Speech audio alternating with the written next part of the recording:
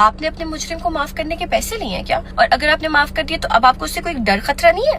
Hey everyone, this is your Samya. जब मैंने अपने साथ होने वाले इंसिडेंट के मुतालिक आवाज उठाई तो मैं उन औरतों में से बनना चाहती थी जो अपने हक के लिए खुद लड़ सकती हैं। अब इस सारे सफर में 75% अवाम तो मेरे साथ थी जिन्होंने वुमेन एम्पावरमेंट को बहुत एनहांस किया, बट जो बाकी की 25% थी वो सिर्फ ये चाहते थे कि मैं थक जाऊं, हार जाऊं या भाग जाऊं। देखो, आपका रिश्ता किसी के साथ कोई भी हो, कानून आपको हरेसिंग और अबडक्शन की इजाजत बिल्कुल भी नहीं देता। ये सब जानते हुए भी जब लोगों ने उल्टा मुझे ट्रोल करना स्टार्ट कर दिया तो मुझे तब समझ आई एक्चुअल में लड़कियां निकलती क्यों नहीं है इंसाफ के लिए। क्योंकि उनके पंख काट दिए जाते हैं, उन्हें रोक दिया जाता है, उन्हें तोड़ने की कोशिश की जाती है। बट ऑल बिकॉज ऑफ पढ़े लिखे 75% people, I choose to stay and I stay.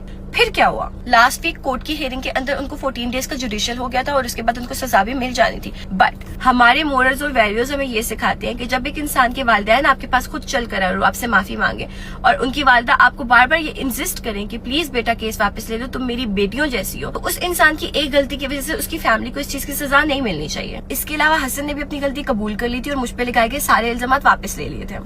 आज सुबह फिर मुझे उनकी वालिदा की वॉइस नोट रिसीव हुई जिसमें वो मेरा शुक्रिया अदा करी थी कि बेटा thank you so much case को वापस लेने के लिए, बट प्लीज मेरी एक और बात मान लो कि तुम कोर्ट चली जाओ और जाके अपना हल्फी बयान दे दो, क्योंकि तुम्हारी स्टेटमेंट के बगैर हमारा ये मसला कभी हल नहीं होने वाला। अल्लाह सबकी माँ को सलामत रखे। हम वैसे भी जब माँ पे किसी पे बात आती है ना तो हमारे दिल बड़े सेंसिटिव हो जाते हैं। तो जब उनकी वालिदा बार बार कह रही थी तो मेरा दिल सच में सेंसिटिव हो गया था और फिर मैं गई, मैंने जाके हल्फी बयान भी दिया जिसमें मैंने ये अपना केस वापस ले लिया। लेकिन मैंने हसन को फी सबीलिल्लाह माफ किया है। इसकी इन्फॉर्मेशन आप अदालत से भी ले सकते हैं और हमारा ये सारा केस इस चीज पे आके खत्म होता है कि आइंदा हसन कभी भी मुझे या मेरी फैमिली को किसी किस्म का थ्रेट नहीं पहुंचाएंगे। आज मैं अपनी वालिदा के साथ गई थी कोर्ट में स्टेटमेंट देने के लिए और इस सारे सफर में मेरे साथ कोई नहीं था सवाए आप लोगों के, मीडिया के और हमारे कानूनी जराये के। और मैं आप सबका बहुत शुक्रिया अदा करती हूँ। Thank you so much, thank you so much मुझे सिक्योर फील करवाने के लिए। इस सारे सफर में मैंने जितना ट्रोल बर्दाश्त किया, जो कुछ किया, मुझे एक बात तो समझ आ गई कि इंसाफ लेना बहुत मुश्किल है, मगर अगर तुम डटी रहोगी तो तुम्हें एक ना एक दिन इंसाफ जरूर मिलेगा। किसी भी किस्म के वॉइस टेक्स्ट की वजह से, मैसेजेस की वजह से, आपका किसी इंसान के साथ कोई ताल्लुक था नहीं था, कोई भी आपको हरास कर रहा है, कुछ भी कर रहा है, बोलो।